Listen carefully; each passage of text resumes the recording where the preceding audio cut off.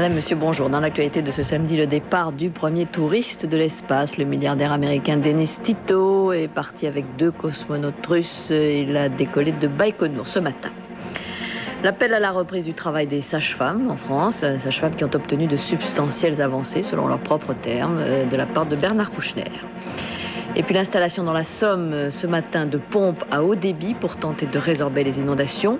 Les départs pour ce week-end du 1er mai, routes chargées et contrôles renforcés.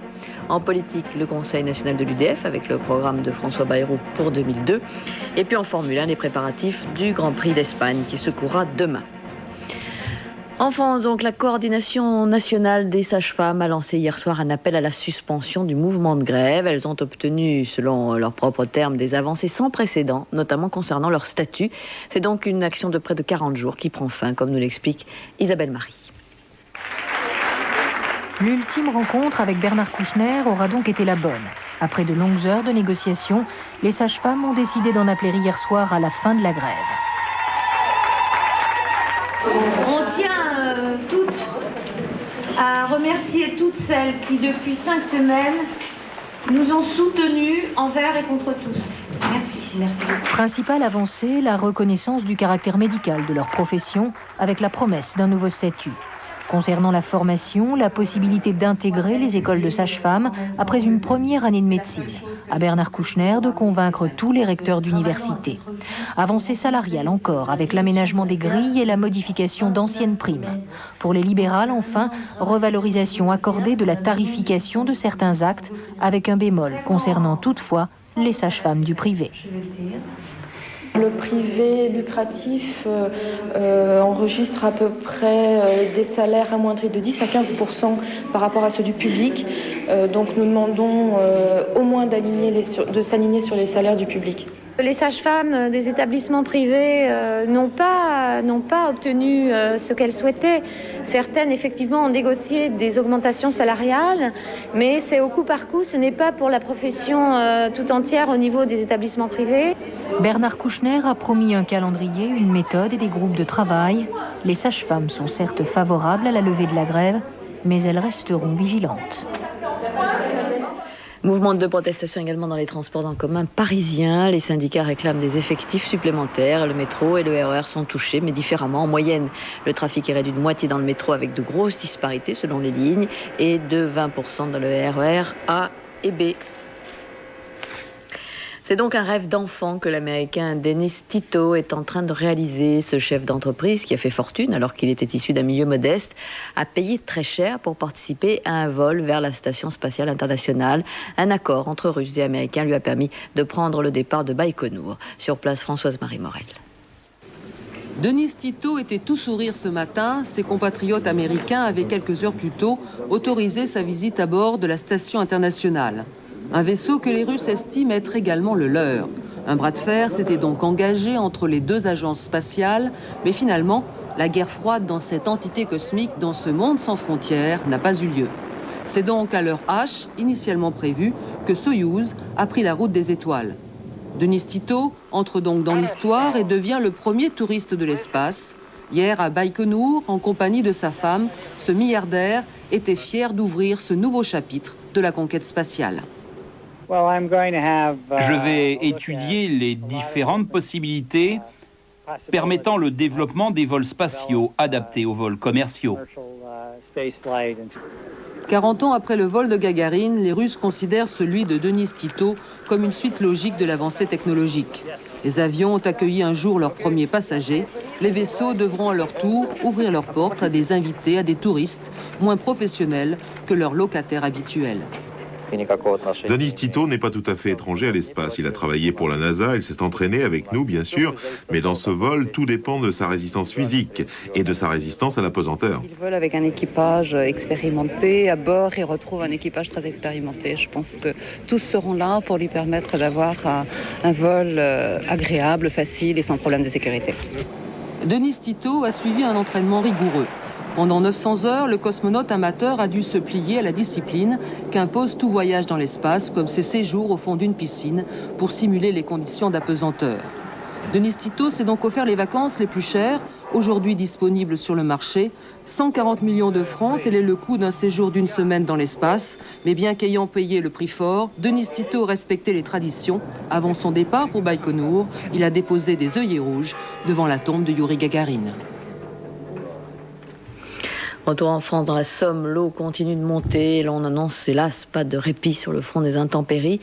À Saint-Valery-sur-Somme, 3 pompes à haut débit sont arrivées ce matin pour pallier le déficit d'évacuation lié à la fermeture des écluses. Les pompes devront être en principe opérationnelles demain. C'est un dispositif très long à mettre en place, comme nous le montrent Hervé Pijane et Mario Campenon. À Saint-Valery-sur-Somme, le quai Jules Verne, qui sépare le canal de la Somme de l'ancien estuaire, est d'ordinaire un endroit plutôt calme. Or, depuis hier, c'est ici que les services de la DDE ont décidé d'installer 3 énormes pompes en provenance du nord des Pays-Bas. Actuellement, on attend un camion grue, un camion de 150 tonnes là, qui est un peu retardé, là, qui arrive de Belgique pour décharger et mettre en place justement les pompes. Et puis après, il faut qu'on essaye de tout mettre en œuvre pour le pomper au plus tôt. Et le plus tôt, ce ne sera pas avant demain midi. Pour l'instant, les pompes sont encore enfermées dans leur cage d'acier. À L3, elles devraient permettre d'évacuer environ 4 mètres cubes seconde, soit 5% en plus du débit actuel des écluses.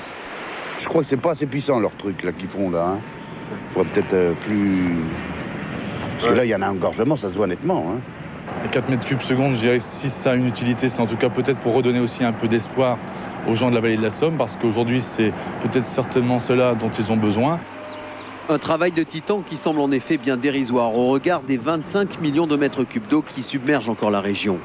C'est pourquoi en parallèle, un canal de délestage supplémentaire devrait être créé, avec un débit bien plus important de l'ordre de 20 mètres cubes seconde. Mais ce canal ne devrait pas voir le jour avant plusieurs semaines. En attendant, les 3 pompes hollandaises auront au moins le mérite de rassurer les sinistrés en leur prouvant que tout est désormais fait pour abréger leur malheur. Plus de 100 communes, vous le savez, de ce département de la Somme sont inondées depuis un mois et demi. Dans certains villages, inondés et vidés de leurs habitants, on redoute maintenant les vols et les pillages. Des patrouilles ont été mises en place pour surveiller les maisons abandonnées. Ces patrouilles circulent la nuit, comme l'ont constaté Patrick Nénine et Jean-Louis Alfero. Ok, on ira pas plus loin, parce que là on est déjà sur l'autre rive. Isolés par l'eau et par la nuit, les sinistrés sont plus exposés aux tentatives de cambriolage. Sensiblement en station et on avance tranquillement, tout doucement sur la route. C'est pourquoi l'hélicoptère de la gendarmerie multiplie les patrouilles nocturnes au-dessus des quartiers inondés d'Abbeville et des nombreuses autres communes touchées par la crue. Voilà, et là on fait maison par maison. Rien n'échappe à son faisceau lumineux. Au sol, cet hélicoptère travaille en liaison avec les gendarmes mobiles, qui patrouillent en Zodiac équipés de moteurs silencieux. Ça nous permet d'arriver en toute discrétion et de pouvoir les interpeller si jamais ils essayaient de cambrioler des maisons ou des voitures. Il y a par endroits plus d'1 mètre d'eau. Les lieux sont risqués. Pour ces hommes, il convient de bien s'assurer qu'il n'y a pas de traces d'effraction.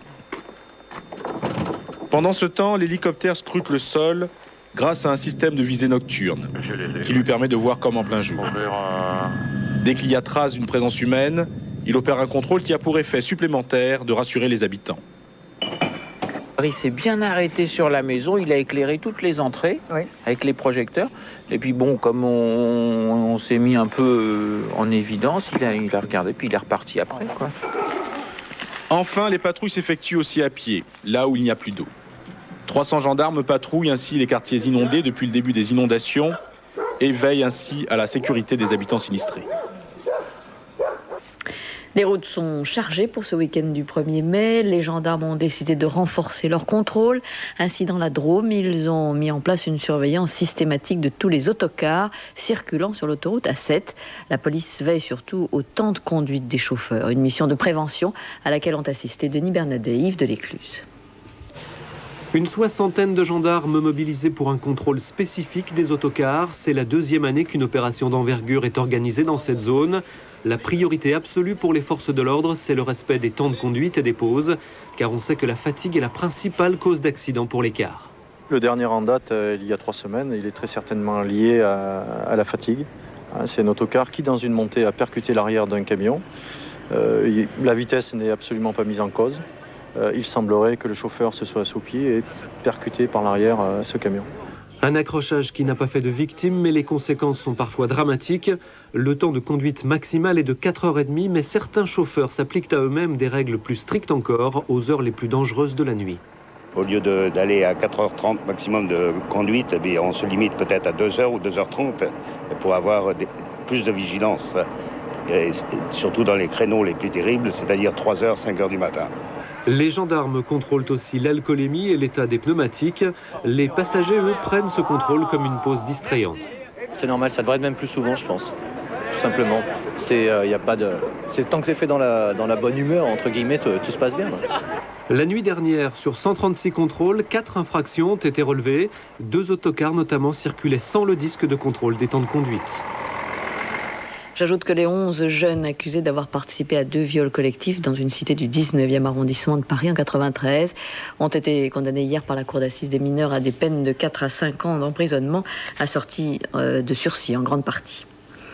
En politique, l'UDF tient aujourd'hui son conseil national. François Bayrou, son président, qui a l'intention d'être candidat à l'élection présidentielle de 2002, doit présenter son programme pour l'échéance de l'année prochaine. Sur place, Isabelle Thor et Jean-Marie Duperron. François Bayrou est heureux. Les présidentielles auront lieu avant les législatives. Il peut donc d'ores et déjà s'y consacrer et mobiliser ses troupes.